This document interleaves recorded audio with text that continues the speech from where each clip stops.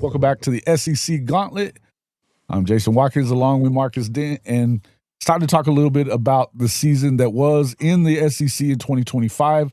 The season that saw Marcus 5 teams from the SEC make the college football playoff, but for the third straight year, no participant from the league in the championship game.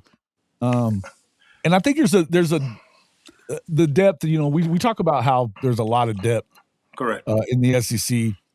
That you can get beat by the lowest team on the totem pole. Doesn't matter. Right. Yeah. But I don't think that this really the same narrative around the country. You've got all the other conferences are trying to say that's a bunch of malarkey. But if you go through it, I mean, think about it. I feel like there's a lot of examples that say, yeah, this league is legit that deep. It's definitely deep, man. You know, so people want to put the SEC in a box because it's been the standard for so long. And, Right. you know, right now you got the Big Ten is having some success, you know, but we all know the Big Ten is top heavy. We know that. I mean, that's something that we see from week to week. And you talk about the bowl games. And really, I'm going to be honest with y'all, I'm not going there with the bowl games because to me, the bowl games, unless you're in the playoff, they don't even matter. They do not. But the SEC week to week gauntlet will beat you down. And I think that's what we're seeing right now in the SEC. You know, the depth is there, man. Just look at the NFL draft. That's what I really want to talk about. You want to talk about, you know, all these other conferences and the SEC has fallen off. Wait till the NFL draft come around and we'll see who's really the best conference. Well, you know, and the other thing I would say is, you know, for everybody saying, you know, you can say whatever you want, but when you got to the playoff, you ended up having 4 of those 5 teams face off against each other. Yes. So that you're taking each other out of the mix. You know, Oklahoma opens up with Alabama, who they'd already beaten in the regular season. They end up losing to them. Georgia ends up playing Ole Miss, who Georgia had won the regular season meeting. Ole Miss comes back and wins that one in New Orleans in the Sugar Bowl. Right? What a fantastic game, by the way. Oh, man. Oh. But I mean, you start looking back through all these things.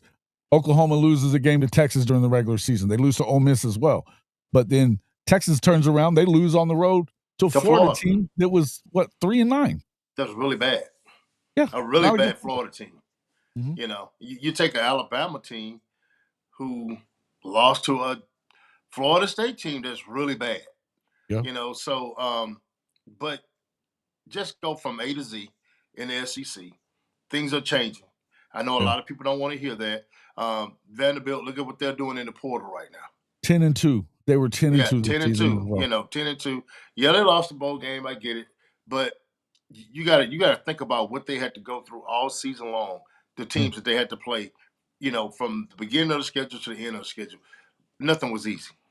Well, and I would add to that, you know, the bowl games that everybody, you know, it always seems like bowl games never matter unless your team wins, right? Yeah, but exactly. If you look at the regular season, the SEC against the rest of the Power 4 was 13-3.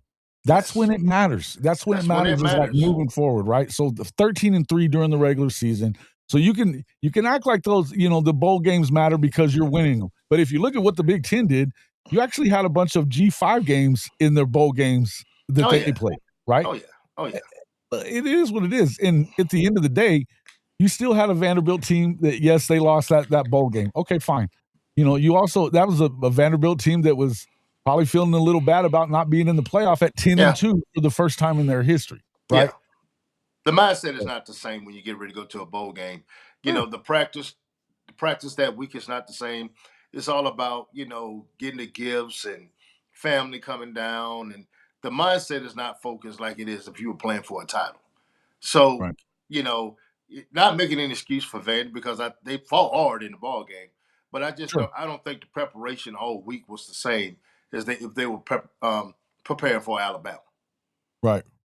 No doubt about it. And I think obviously, yeah, if you're in the playoff and you're playing against another one of these teams, and I feel like really it was tough for the SEC teams that are playing. I mean, you had Bama that, you know, obviously they won in the regular season against Georgia. Then they got beat in the conference championship game. Even after that loss to Florida State, they rattled off like 9 straight wins, right? Yeah. They only had one loss going in, and they had a tiebreaker going into the SEC championship game. Yeah, they got beat, but then they turn around and go on the road in Norman, beat my Sooners.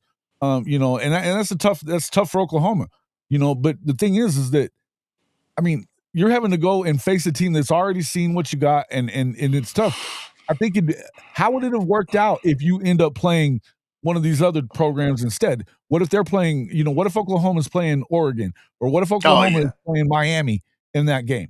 Miami's obviously, they're in the championship game coming up this next week, so we're not saying anything bad about it, but if you're having to prepare for a new program instead of somebody that you've already seen, it's a little different to prepare for somebody you've already played, right?